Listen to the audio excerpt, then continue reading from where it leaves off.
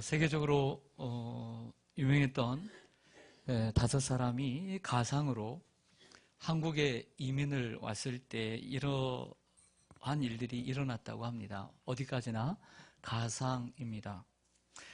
처음에는 세계적인 발명왕 에디슨이 한국에 이민을 왔습니다. 그는 무한한 가능성을 가지고 있었고 남들이 하지 못하는 발명들을 해내었습니다. 하지만 그는 초등학교밖에 졸업하지 못해서 그가 발명한 것은 인정받지 못했다고 합니다. 상대성 이론을 발견한 아인슈타인이 이민을 와서 학교를 다니는데 수학만 그렇게 잘하는 거예요. 그러나 수능 때문에 좋은 점수를 받지 못해 대학을 못 갔답니다. 그래서 그의 꿈을 접어야만 했다는 것이죠. 중력을 발견한 뉴턴이 이민을 와서 대학을 다녔습니다. 대학은 입학을 했는데 논문을 자기 나름대로 잘 썼는데 교수님들이 이해를 못하는 거예요. 그래서 과학적이지 않고 합리적이지 않다고 논문을 패스시켜주지 않아서 졸업을 못해서 백수로 살았답니다.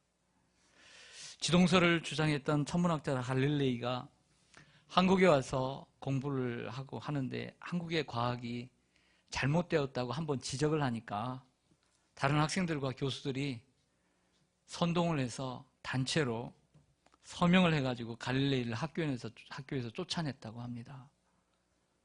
비판 한번 잘못했다가 인생 망치는 거죠. 노벨 화학상을 받은 물리학자 퀴리 부인이 한국에 이민을 왔습니다. 이 퀴리 부인은 다른 사람들과 달리, 앞에 있는 사람들과 달리 인간성도 좋았고 수학만 잘했던 것이 아니라 전 과목 우등생이었습니다. 좋은 대학에 졸업까지 했습니다.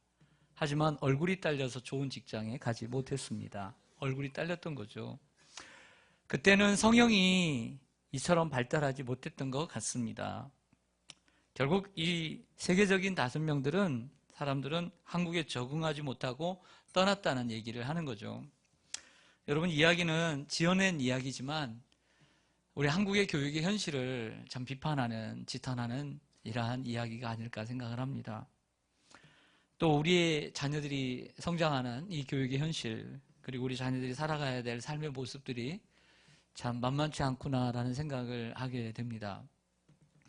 요즘 우리 아이들 마치 뛰어놀아야 되고 해야 될 것 참 많은데 그거 못하고 방에 갇혀있고 학원에 갇혀있고 학교에 갇혀있는 우리 자녀들의 모습을 볼 때 안타깝고 또 미래와 성공이라는 발목에 잡혀 살아가는 우리 자녀들이 참 불쌍하게 느껴질 때가 있습니다. 한 달이 채 되지 않았는데요. 제가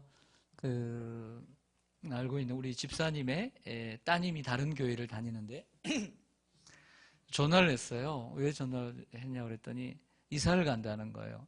자기 교회는 젊은 사람들이 한 15가정 모이는 조그마한 교회인데 조그마한 자녀들을 다 두고 있는데 이렇게 성경 공부를 하면서 이 세상의 교육에는 희망이 없다라고 같은 마음을 공유를 한 거예요.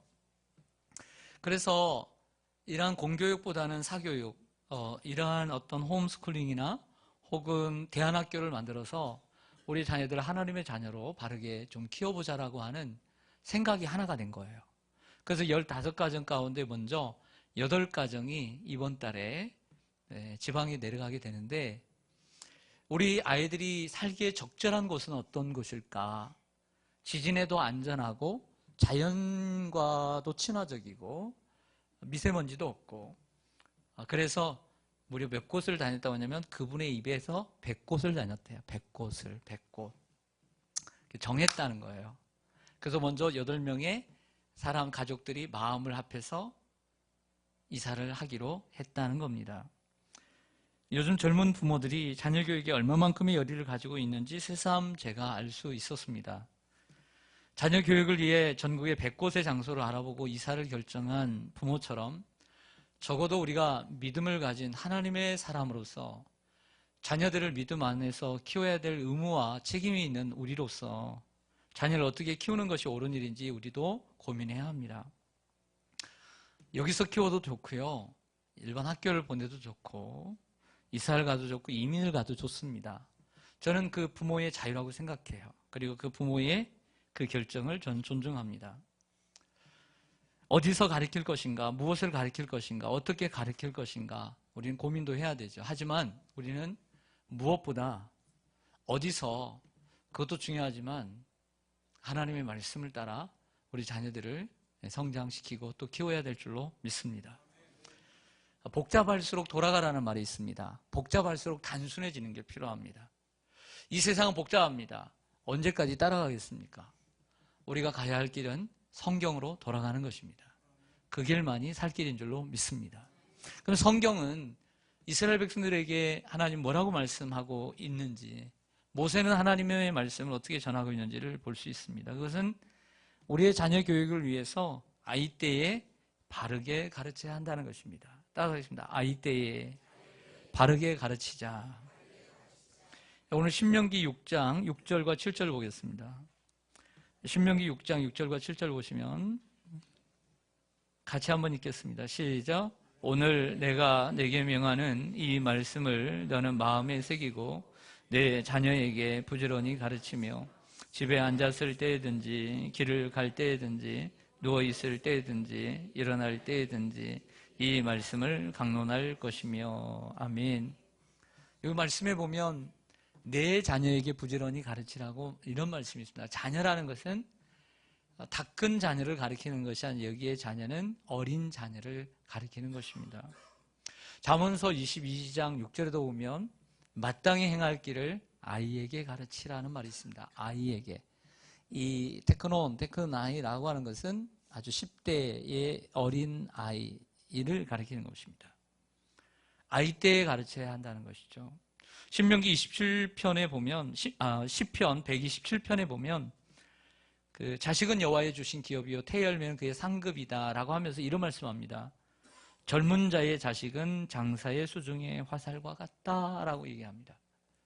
즉 부모를 표현할 때 활이고 자녀는 화살입니다. 부모의 허리가 휘면 힐수록 자녀는 멀리 나가는 것이죠.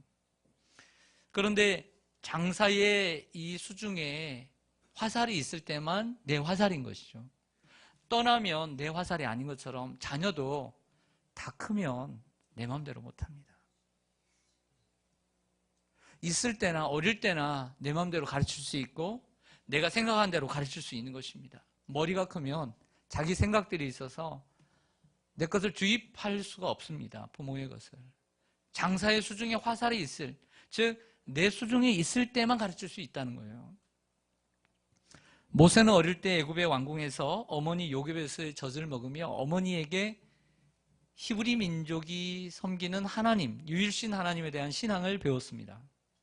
나중에는 살인을 해서 방황하는 세월도 보냈지만 결국에 그 어머니의 교육을 잊지 못하고 다시 돌아오는 것을 볼 수 있습니다. 사무엘은 한나가 정말 아기를 못 낳다가 얼마나 불행한 여인이었습니까? 그 하나님 앞에 간절히 기도했더니 하나님 앞에 서원합니다. 하나님, 이 아들을 주시면 하나님께 바치겠습니다. 나신으로 드리겠습니다.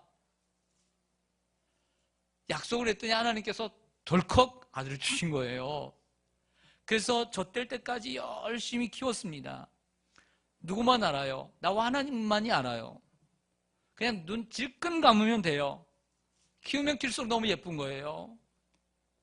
하나님만 속이면 끝나는 거죠. 사람들도 모르죠. 얼마나 우리는 그렇게 많이 합니까? 하나님께 약속했어. 하나님께 약속한 건데 나밖에 모르는데 뭐 얼 때 꿀꺽하고 숨기면 됩니다. 아이를 정말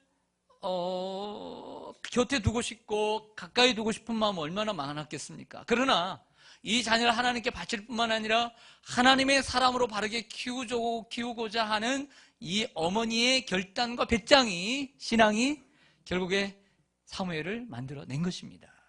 할렐루야. 바쳤다는 것보다는 바칠 수 있었던 그 어머니의 신앙의 각오를 우리는 놓쳐서는 안 된다는 거예요. 디모데를 생각해 봅니다. 디모데는 헬라인 아버지와 그 유대인 어머니 사이에서 태어났지요.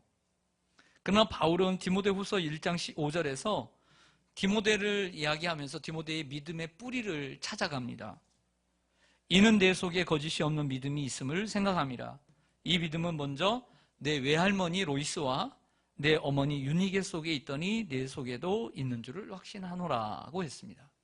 그러니까 디모데의 믿음의 계보는 부계가 아니라 모계였습니다. 외할머니의 신앙과 어머니의 신앙으로 해서 디모데에게 내려온 것을 바울이 알고 있었다, 이렇게 얘기하죠. 거짓이 없는 신앙, 청결한 양심을 가지고 있었다고 얘기를 합니다.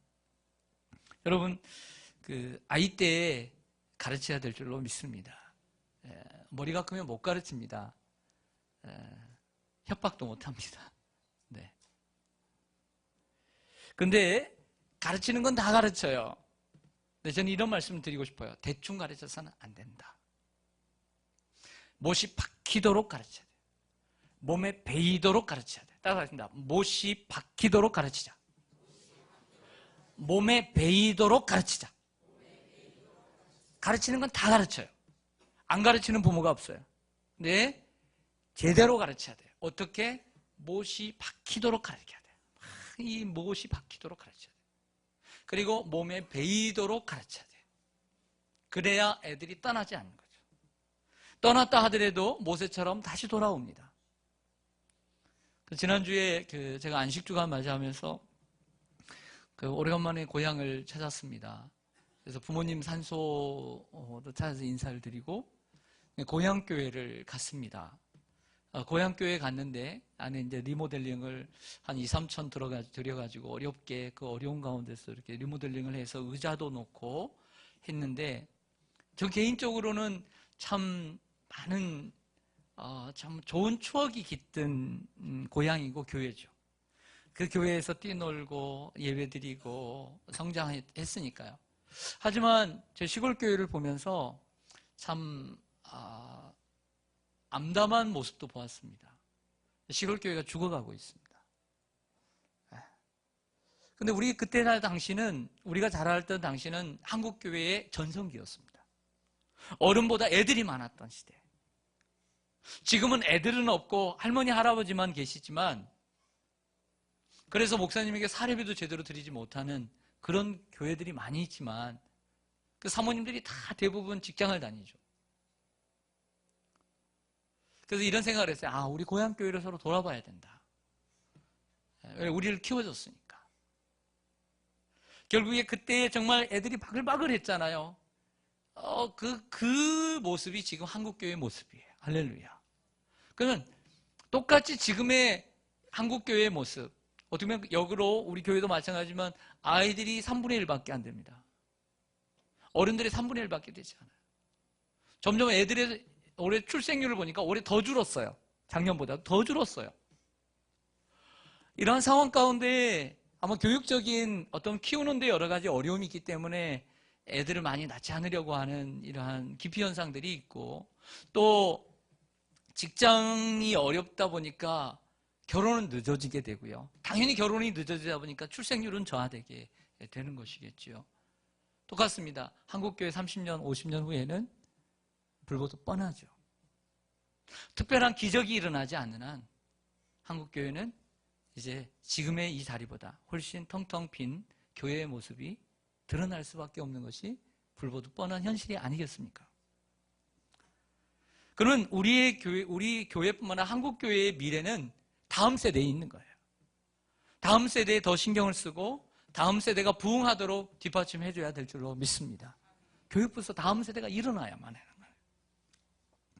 신명기 6장의 말씀, 쉐마, 들으라 라는 말이 히브리어로 쉐마거든요. 이스라엘아 들으라. 이스라엘 백성들이 국민교육 헌장처럼 지키고 또 이런 삶을 살았습니다. 하나님 말씀을, 이 토라라고 하는 율법을 외웠습니다. 교육을 시키고 반복을 교육시켰어요. 정말 머리가 좋은 민족이 되었습니다. 알버트 슈바이처는 이런 말을 했습니다. 나는 어려서부터 아버지 손에 이끌려 예배당에 가서 예배를 드리는 동안 경건이라는 것을 배웠다고 했습니다. 여러분, 우리 자녀들에게 보여줘야 되는 것, 그것은 하나님을 사랑하는 것입니다. 이웃을 사랑하는 것입니다.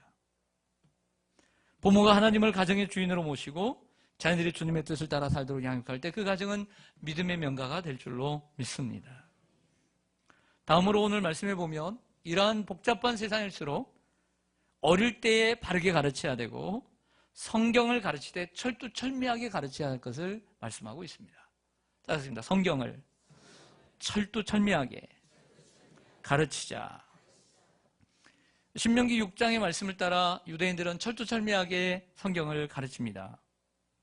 디모데후서 3장 14절 15절에 오면 디모데에게 바울이 이렇게 얘기합니다. 그러나 너는 배우고 확신한 일에 가라. 너는 내가 누구에게서 배운 것을 알며, 누구에게 배운 것을 안다는 거예요. 또 어려서부터 성경을 알았네. 디모데가 어려서부터 성경을 알았다는 거예요.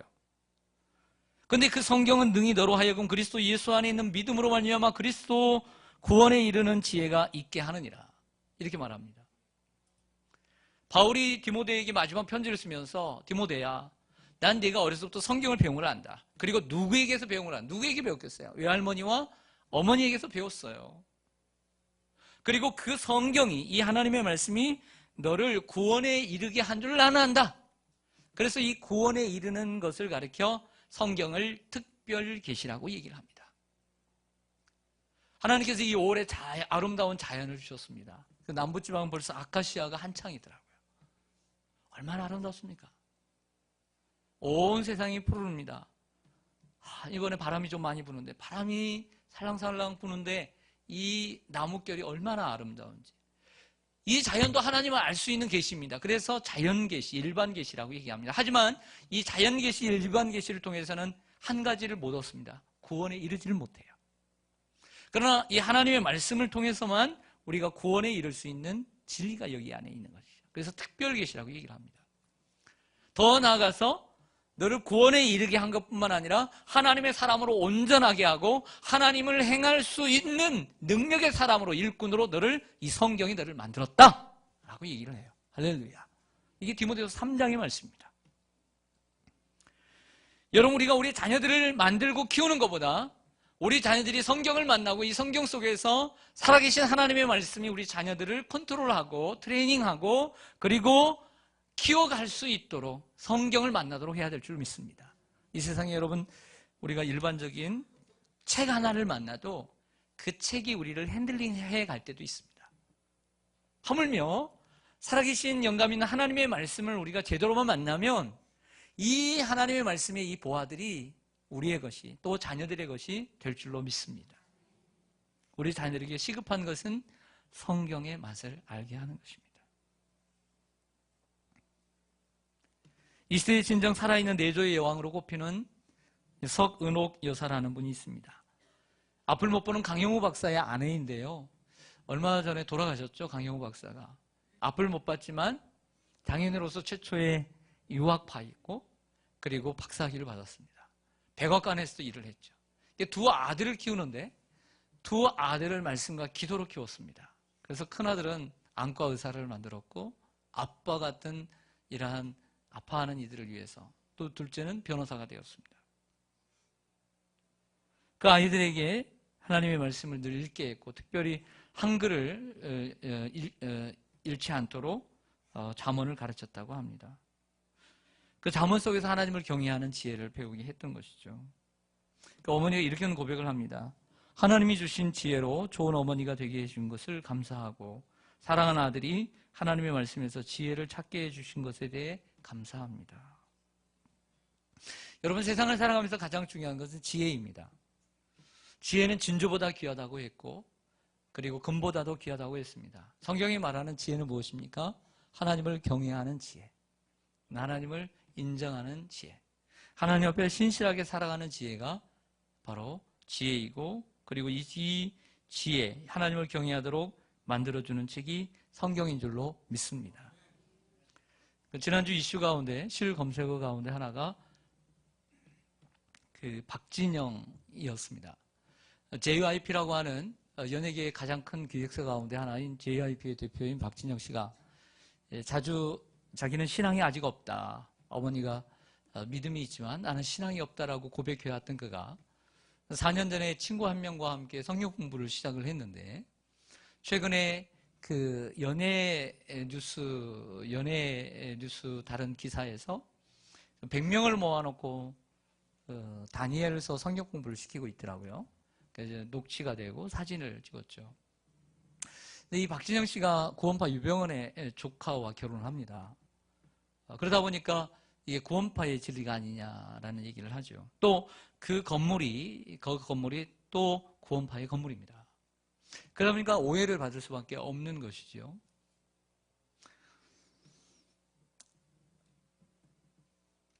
이 이단들이 이단에서 배워옵니다. 이단에 가지를 치는 거죠.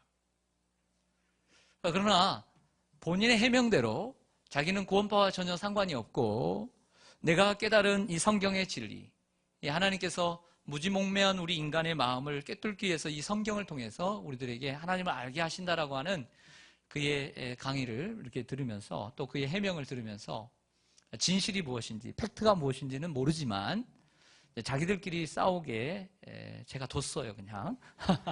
근데 저는 이제 말씀드리고 싶은 것은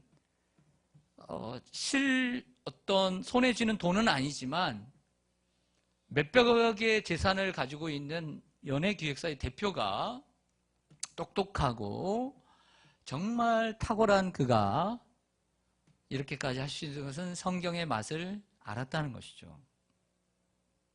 그가 바른 진리인지 진리가 아닌지는 모르겠지만 자기의 사비를 들어서 매주 30명씩 정기적으로 모이고 이렇게 큰 모임을 자주 이렇게 자기가 그 바쁜 상황 가운데서 사람들에게 영혼 구원을 위해서 성경을 가르치고 자기의 자비를 털어서 수고하고 있다는 것은 뭔가 성경의 매력을 느꼈기 때문이 아닐까요? 세상의 그 어떤 학문보다 하나님의 진리의 말씀이 뭔가 정말 제일로 중요하다라고 느꼈기 때문에 그런 사업가가 성경을 가르치고 있다는 것이죠. 자, 그것이 비진리인다면 정말 잘못된 것이지만 그래서 우리가 한 가지 배워야 될 점은 성경에 대해 매력을 느끼고 있다는 거예요. 성경의 맛을 봤다는 것이죠. 그러니까 4년 동안 성경 공부를 인도해 오는 거죠. 그렇지 않겠어요? 성경은 너무나 중요합니다. 미국의 대통령이었던 아브라함 링컨은 다음과 같은 말을 했습니다. 나는 성경이 하나님께서 인간에게 주신 가장 큰 선물이라고 믿는다. 나는 하나님의 선물인 성경의 보화를 캐기 위해 날마다 성경을 묵상한다. 이 성경 속에는 예수 그리스도의 모든 값진 보화들이 다 들어있기 때문이다. 혹시 성경을 가지고 있는 분들 한번 들어오세요. 성경을 가지고 있는 분들. 네. 따라서 하겠습니다. 이 성경은 하나님께서 나에게 주신 가장 귀한 선물이다. 세상의 모든 보화가 이 성경 속에 감추어져 있다. 난 이 성경을 묵상할 것이며 이 성경 속의 보화를 캐낼 것이다. 할렐루야. 이 보화를 여러분들 가장 귀한 선물 우리 성경은 다 가지고 있어요. 보화를 보화로 만들기를 바랍니다. 링컨이 이처럼 성경을 얼마나 사랑했는지를 보여주는 모습이죠. 링컨의 전기를 쓴 한 작가가 링컨에 대해 이렇게 말했습니다. 하나님께서 링컨에게 위대한 사람이 될 만한 조건을 하나도 주신 적이 없다. 단 2가지를 주셨다. 가난이라는 것과 참으로 현명한 엄마를 주셨다. 이렇게 전기를 썼어요. 아브라함 링컨이 잘생기긴 했습니까? 원숭이처럼 생겼지. 누가 그를 흠모할 만한 것이 있다고 봤습니까? 그렇지 않았습니다. 하지만 통나무집에서 자라면서 그 가난 속에서 주님을 만나고 어머니를 통해서 하나님을 만나고 백악관을 기도실로 만든 대통령 링컨이라고 하는 책, 생명의 말씀사에서 나온 책을 보니까 링컨의 어머니 낸시 링컨은 하루 종일 농사일과 허드렛 일로 바쁜 생활의 연속이었지만 자녀들을 돌보고 교육하는 일을 소홀히 하지 않았습니다. 관찰력이 뛰어났던 그녀는 링컨을 데리고 숲속이나 강가를 거닐면서 링컨으로 하여금 신기하고 경이로운 자연의 세계에 눈뜨게 했고 풍부한 상상력과 창의적인 사고로 사물을 바라볼 수 있도록 도왔습니다. 무엇보다도 그녀는 아들 링컨의 마음속에 신앙과 꿈을 심어주고자 한가로운 오후나 저녁 후에 찬송가를 불러주고 성경 이야기를 들려주었고 때로는 분주한 대도시의 이야기도 해주었습니다. 링컨의 어머니는 외진 시골 마을에 살고 있어서 학교에 다니기 어려웠던 링컨 남매를 학교에 보내는 교육에 대한 집념이 강한 분이기도 했습니다. 하지만 그녀는 링컨이 10살 때 세상을 떠나게 되었고 링컨에게 이렇게 유언을 남겼습니다. 사랑하는 아들 에이브야. 이렇게 에이브라고 불렀다고 합니다. 이 성경책은 내 부모님으로부터 물려받은 것이다. 내가 여러 번 읽어 많이 낡았지만 우리 집안의 값진 보물이란다. 나는 너에게 땅 100에이커의 땅을 물려주는 것보다 이 한 권의 성경책을 물려주는 것을 진심으로 기쁘게 생각한다. 저는 이 말 속에 한나의 마음처럼 우리 그리스도인들에게 있어서 우리 그리스도인들이 가져야 될 가장 중요한 사고가 있어야 된다고 생각해요. 땅 100에이커보다 많은 재산보다 정말 우리들이 자녀들에게 가장 값진 유산은 성경이고 신앙이라는 확신을 가지고 살아야 된다는 거예요. 이것이 우리 자신에게 필요한 거예요. 그 확신이 우리에게 있어야 돼요. 이 한 권의 성경책을 물려주는 것을 진심으로 기쁘게 생각한다. 에이브야, 너는 성경을 부지런히 읽고 성경 말씀대로 하나님을 사랑하고 이웃을 사랑하는 사람이 되어다오. 이것이 나의 마지막 부탁이다. 약속할 수 있겠니? 링컨은 비록 나이 어렸지만 어머니 유언을 마음 깊이 간직하고 그 약속을 지켰습니다. 그리고 그렇게 훌륭한 대통령이 되었습니다. 링컨은 그의 친한 친구에게 어머니에 대해 다음과 같이 회상했다고 합니다. 내가 어려서 글을 읽지 못할 때부터 어머니께서는 날마다 성경을 읽어주셨고 나를 위해 기도하는 일을 쉬지 않으셨네. 통나무집에서 읽어주시던 성경 말씀과 기도 소리가 지금도 내 마음을 울리고 있네. 나의 오늘, 나의 희망, 나의 모든 것은 천사와 같은 나의 어머니에게 물려받은 것이라네 라고 얘기했다고 합니다. 미국의 대통령들이 이게 대통령 취임을 할 때 꼭 그런 법은 없어요. 하지만 많은 대통령들이 이 링컨의 성경에 손을 얹고 취임 선서를 합니다. 버락 오바마도 그랬고요. 트럼프도 링컨의 성경과 그리고 9살 때 친엄마로부터 트럼프의 엄마로부터 물려받은 선물 받은 성경 2권의 성경을 놓고 했고요. 레이건 같은 경우에는 역대하 7장 14절의 말씀을 펴서 직접 거기에 손가락으로 짚고 취임 선서를 한 적도 있습니다. 이처럼 미국은 아직도 링컨의 성경을 아주 소중하게 보관하고 있고 그리고 그 링컨의 성경에 손을 얹고 취임 선서를 하는 대통령들이 많이 있는 것을 보게 됩니다. 끝으로 우리 자녀들에게 해줄 수 있는 것 참 부족하다고 생각해요. 부모로서 참 능력이 없다고 느껴질 때도 많이 있고요. 그런데 우리가 가르칠 수 있는 것은 어릴 때 가르쳐야 되고요. 성경을 정말 철두철미하게 가르쳐야 되고 또 하나는 삶으로 보여주어야 된다는 것이죠. 따라서 삶으로 보여주자.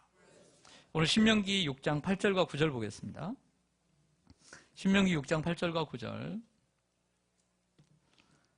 시작. 너는 또 그것을 내 손목에 매어 기호를 삼으며 내 미간에 붙여 표로 삼고 또 내 집 문설주와 바깥문에 기록할지니라. 아멘.